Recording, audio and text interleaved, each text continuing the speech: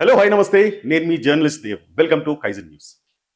ప్రశ్నిస్తే కేసులా అంటే ఈ మాట ఎందుకంటున్నానంటే ఎవరైతే ప్రశ్నిస్తారో వారిపైన ఉన్నవాడు కేసులు పెట్టేస్తున్నాడు.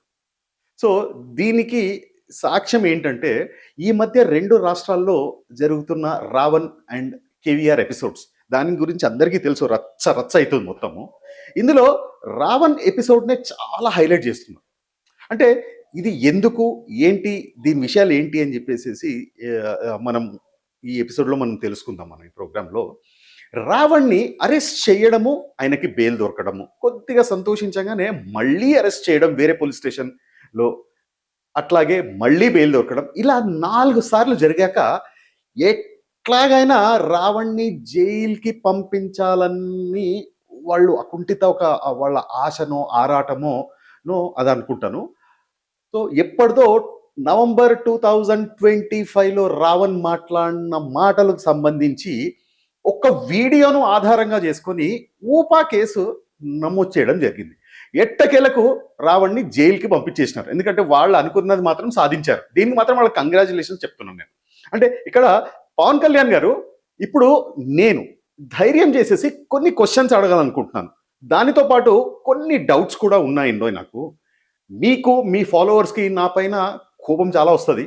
నన్ను కూడా మీరు గలీజ్గా తిట్టుకుంటారు. ప్లస్ అంటే ఒక బంపర్ ఆఫర్ లాగా నన్ను కూడా అరెస్ట్ చేసి మీకు వచ్చిన ఏదో సెక్షన్స్లో పెట్టేసేసి జైలుకి పంపిస్తారు నేను అనుకుంటున్నాను. మరి అది తెలియదు మీరు ఎంత సీరియస్ తీసుకుంటారో ఏంటో అని చెప్పేసి. చాలామంది ఇప్పుడు రావణ్ అండ్ కేవీఆర్ అరెస్ట్ అయినందుకు ఫుల్ ఖుషి అయిపోతున్నారు. ఇక్కడ ఒక విషయం మీకు అర్థమవుతుందా? ఈరోజు రావణ్, రేపు ఆ ప్లేస్లో మీరు ఉండాలని గ్యారంటీ ఉందా? జస్ట్ ఆలోచించండి. నేను అడుగుతున్నాను అంతే. జస్ట్ మీరు ఆలోచించండి. ఎందుకంటే ఇప్పుడు రావణ్ మీద పెట్టిన దేశద్రోహం కేసు పోయిన ఏడాది నవంబర్లో మాట్లాడిన వీడియోలోది, అవును కదా? మరి అప్పుడు ఎందుకు చర్యలు తీసుకోలేదు? ఇది ఒక చిన్న డౌట్ అనమాట. అప్పుడు ఎందుకు చర్యలు తీసుకోలేదు? ఎప్పుడైతే మాట్లాడినారో అప్పుడు ఎందుకు మీరు చర్యలు తీసుకోలేదు? 4 కేసుల్లో బెయిల్ వచ్చేసింది కదా. ఇక ఆఖరి అస్త్రంగా ఊపా కేసు బనాయించేశారు. అంటే దీన్ని బనాయించడం అనొచ్చో, లేకపోతే ఊపా కేసు, ఊపాని నువ్వు వినియోగించినారు అనుకోవచ్చో. ఇది ఓకే. రావణ్ మాట్లాడింది తప్పే అయితే న్యాయస్థానం ఖచ్చితంగా శిక్షిస్తుంది. ఎందుకంటే మన న్యాయ వ్యవస్థ మీద అందరికీ నమ్మకం ఉంది. ఒకవేళ ఆ కేసులు తప్పుడు కేసులని రుజువైతే కేసులు పెట్టిన వాళ్ళని న్యాయస్థానం శిక్షిస్తుందా? జస్ట్ అడుగుతున్నాను అంతే నేను. ఎందుకంటే తప్పుడు కేసుల్లో శిక్షని అనుభవించిన వాళ్లను మనం చూసాం, కానీ ఆ కేసులు పెట్టిన వాళ్ళని శిక్షించడం ఎప్పుడైనా చూసామా మనము? ఇదొక డౌట్. ఇక ఇప్పుడున్న కొంతమంది యూట్యూబర్స్ కానివ్వండి, మీడియా కానివ్వండి, జర్నలిస్టులు కానివ్వండి, ఇప్పటికైనా మీ ఈగో సాటిస్ఫై అయినట్టుంది. అంటే అయిందా అని అంటే, ఎందుకంటే మీరు అనుకున్నది రావణ్ని కానీ కేవీఆర్ని కానీ జైలుకి పంపించేసినారు. ఓకే, ఇప్పటికైనా ఎందుకంటే నేను ఎందుకు అడుగుతున్నానంటే మీ ఈగో సాటిస్ఫై అయిందా అని చెప్పేసి అది మీకు తెలుసు.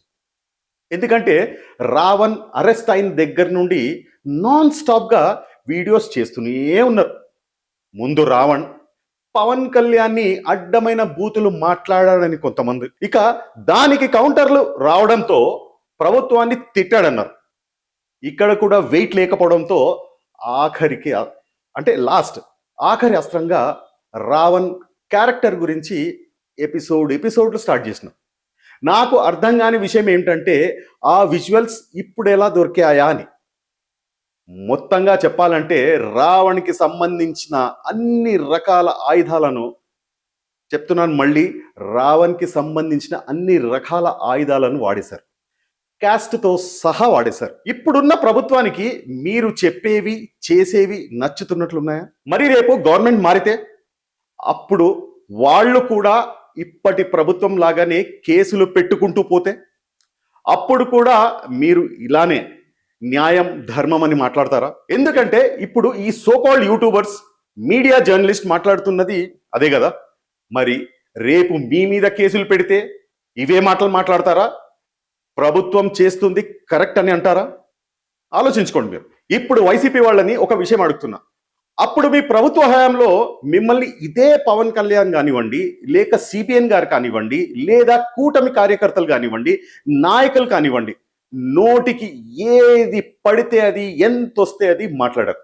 మరి అప్పుడు ఎందుకు మీరు చర్యలు తీసుకోలేదు? మీకు చేత కాలేదా? మరి చేతగాని వారు సైలెంట్ గా ఉండకుండా ఇప్పుడు ఎందుకు రోడ్లపైనకి వచ్చి పడుతున్నారు? ప్రెస్ మీట్లు పెడుతున్నారు, ప్రశ్నిస్తే అరెస్టులు చేస్తారని ఎందుకు అడుగుతున్నారు? మిమ్మల్ని సార్ చెప్పండి.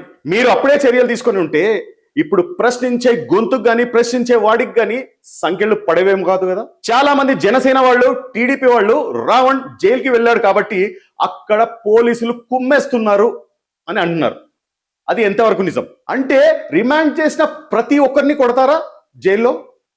నేను ఎందుకు అడుగుతున్నానంటే అప్పట్లో జగన్ అరెస్ట్ చేశారు, ఎలక్షన్స్ కి ముందు చంద్రబాబు గారిని అరెస్ట్ చేశారు, అందరికీ తెలిసే ఉంటుంది. వీళ్ళిద్దరిని కూడా కొట్టే ఉంటారా జైల్లో? లేక అధికారం అండ లేని వాడికి మాత్రమే ఈ ఫ్రీ బోనసా? ఆలోచించండి. అసలు రిమాండ్లో ఉన్న వాళ్లను కొట్టొచ్చా? చట్టం ఏం చెప్తా ఉంది?